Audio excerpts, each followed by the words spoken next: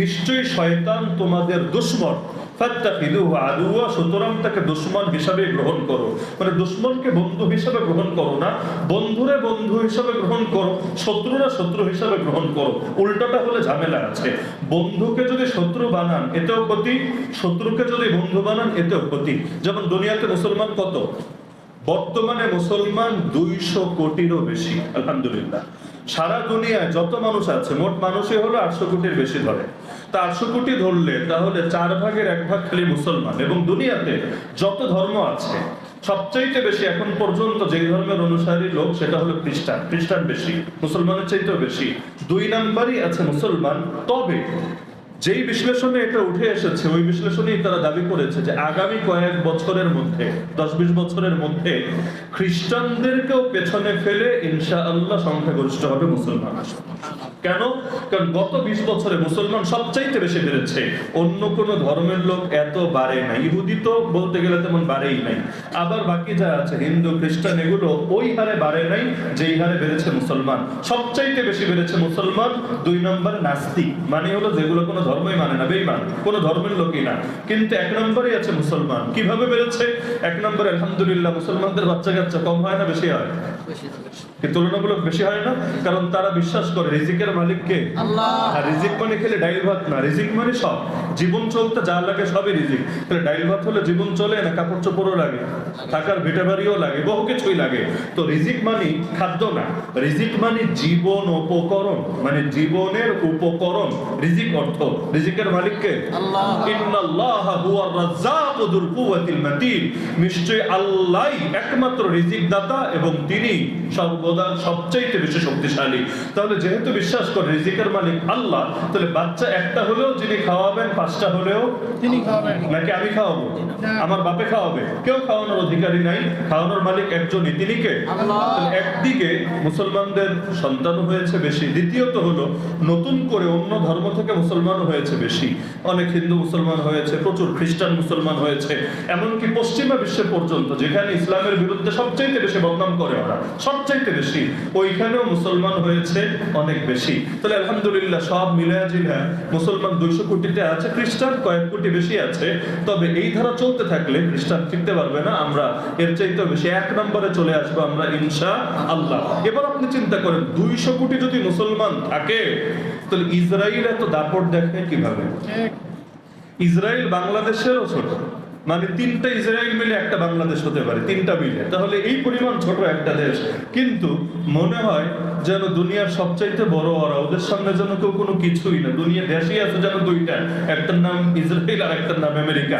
এই পরিমাণ শক্তি নিয়ে টিকে আছে, অথচ আমাদের চাইতেও ছোট, আমাদের চাইতেও ছোট। এমনকি ইরান, ইরান তো বিশাল, মানে ইরানের সাথে সাইজের তুলনা করলে ইসরায়েল একটুখানি।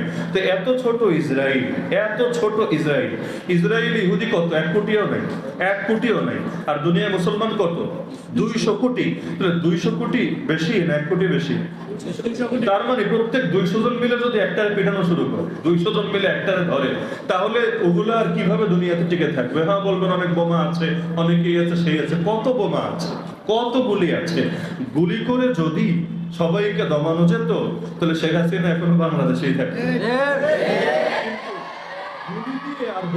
গুলি দিয়ে আর বোমা দিয়ে মানুষকে দমানো যায় না। তাহলে এত মুসলমান যদি দুনিয়াতে থাকে, ইসরায়েল এত দাপট দেখে কিভাবে? আবার ইসরায়েলে যারা আছে সবাই যে ওদের পক্ষের লোক তা না। ইসরায়েলে যারা আছে সব কিন্তু ইহুদি না, মুসলমানও আছে। ইসরায়েল একটা রাষ্ট্র, যদিও আমরা রাষ্ট্র মানি না, জারজ রাষ্ট্র বলি, কারণ জোর করে এসে দখল করেছে, দখলবাজ। এটা ওদের মালিকানা না, উড়ে এসে জোরে বসেছে। তারপর ওইখানে যারা আছে সব ইহুদি না, মুসলমানও আছে। তাবলিগের 3টা মার্কাজ আছে ইসরায়েল। কয়টা? 3টা। দুনিয়ার সব মুসলমান কি তাবলীগ করে ভাই? সব মুসলমান তাবলীগ করে? করে না। নরসিংদীতে যত মুসলমান আছে কয়জন তাবলীগ করে? চিন্তা করেন। তাহলে সবাই তাবলীগ করে না, তাও তাবলীগের মার্কাজ 3টা আছে। তাহলে আরো বিভিন্ন মার্কাজও তো থাকতে পারে। সব মিলে সবাই যে ইহুদি তাও না। এত কিছুর পর মুসলমান কেন পারে না? কারণ ওই যে বললাম, যারে বানানো দরকার শত্রু তারে বানায় বন্ধু, যারে বানানো দরকার বন্ধু তারে বানায় শত্রু। যেমন বিগত সরকারের দরকার ছিল আলেম ওলামাদেরকে বন্ধু বানাবে, কারণ তারাও এই দেশের নাগরিক, নাকি তার অন্য দেশের নাগরিক, কিন্তু বন্ধু বানালো কারে? সংসার পাতলো গিয়ে নরেন্দ্র মোদীর সাথে। তাহলে যারে দরকার ছিল শত্রু বানানোর, এরে বানাইলো বন্ধু, আর যারা দরকার ছিল বন্ধু বানানোর, তারে বানালো শত্রু। ফলাফল এই বুড়ি বয়সে গিয়ে ওই বন্ধুর সাথে, বয়ফ্রেন্ডের সাথে নতুন করে সংসার করতে হয়েছে। এমনকি মরার পর নিজের ভিটে বাড়িতে লাশটুকু দাফন করার সুযোগ পাবে কিনা আল্লাহ ভালো জানে, আমার ধারণা পাবে না। কারণ লাশও যদি এখানে ঢোকে, মানুষ লাশও হয়তো অস্ত রাখবে না। দেখা যাচ্ছে যে শয়তান যেহেতু আমাদের দুশ্মন, তো দুশ্মনকে কি বন্ধু বানানো দরকার না শত্রু বানানো দরকার?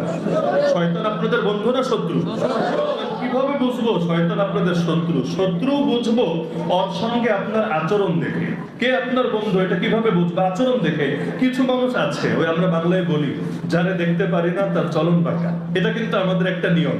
যাকে পছন্দ করি তার দোষগুলোকেও ব্যাখ্যা করে ভালো বানাই, আর যারে আমরা দেখতে পারি না তার ভালোগুলোরও ব্যাখ্যা করে দোষ বানাই। এটাই আমাদের নিয়ম। তাহলে শয়তানের সাথে আপনার আচরণ কেমন, এটা দেখলে বোঝা যাবে শয়তান কি আপনার ফ্রেন্ড নাকি আপনার এনিমি। এখান থেকেই বোঝা যাবে। তো শয়তান আপনার দুশমন কিভাবে বোঝা যাবে? শয়তান বলবে, এই বাসায় এসেছে ছুটির টাইম, একটু মোবাইলে একটু গুনাহ কর না। কিন্তু আপনি বলবেন, ইন্নী আখাফুল্লাহ, আমি আল্লাহকে ভয় করি। আমি তোকে খুশি করতে গিয়ে আমার আল্লাহকে নারাজ করতে পারবো না। কারণ আল্লাহ নারাজ হলে কবরে আলো জ্বালাবে কে? আল্লাহ নারাজ হলে কিয়ামতের দিন ডান হাতে আমলনামা এনে দেবে কে? আল্লাহ নারাজ হলে মিজানে নেকের পাল্লা ভারী করে দেবে কে? আল্লাহ নারাজ হলে আরশের নিচে আমাকে ছায়া দেবে কে? আল্লাহ নারাজ হলে পুলসিরাত আমাকে পার করিয়ে দেবে কে? আল্লাহ নারাজ হলে আমাকে জাহান্নাম থেকে মুক্তি দিয়ে জান্নাতে পৌঁছাবে কে? তুই তো কিছুই করবি না। এমনকি দুনিয়াতে যারা শয়তানের কথা শোনে, মানে, এমনকি শয়তানের পূজাও করে, আল্লাহ কোরআনে বলে দিয়েছেন কিয়ামতের দিন শয়তান এমন ভাবে পল্টি মারবে, ওয়াকালা শাইতানু লাম্মা কুদিয়াল আমর, যখন ফয়সালা হয়ে যাবে শয়তান বলবে, ইন্নাল্লাহা ওয়াদাকুম ওয়াদাল হক, নিশ্চয়ই আল্লাহ তোমাদেরকে সত্য ওয়াদা দিয়েছিলেন, ওয়া ওয়াদতুকুম, আর আমিও তোমাদেরকে ওয়াদা দিয়েছিলাম, ফাখলাফতুকুম, কিন্তু সেই ওয়াদা আমি ভঙ্গ করলাম। ওই বলবে যে আল্লাহ যে ওয়াদা দিয়েছিলেন সেটা ছিল হক ওয়াদা, আর আমি তোমাদেরকে যে ওয়াদা দিয়েছিলাম সেই ওয়াদাকে আমি ভঙ্গ করলাম। ওয়ামা কানা লি আলাইকুম মিন সুলতান ইল্লা আন দাউতুকুম ফাস্তাজাবতুম লি, তোমাদের উপর আমার কোনো ক্ষমতা ছিল না, আমি চাইলেও তোমাদেরকে দিয়ে জোর করিয়ে পাপ করিয়ে নিতে পারতাম না। আমি শুধু তোমাদেরকে দাওয়াত দিয়েছি, ইনভাইট করেছি, তোমরা আমার দাওয়াত অ্যাকসেপ্ট করেছো, পাপ নিজেরা করেছো। শয়তানকে কাউকে দিয়ে জোর করে পাপ করাতে পারে? এটা কি সম্ভব যে আপনি সোজা হয়ে দাঁড়িয়ে আছেন কিন্তু শয়তান আপনাকে ধরিয়ে আপনার কিভাবে আপনারে দিয়ে পাপ করিয়েছে? আপনি পাপ করেন নাই, আপনার কোনো ইচ্ছা নাই, কোনো কিছু নাই, শয়তান করেছে। এমন হয় নাকি? হয় না।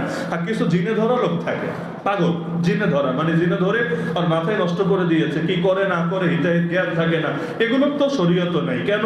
আল্লাহ ওদেরকে মাফ করে দিয়েছেন, কারণ ওর আকল যেহেতু স্বাভাবিক না আছে।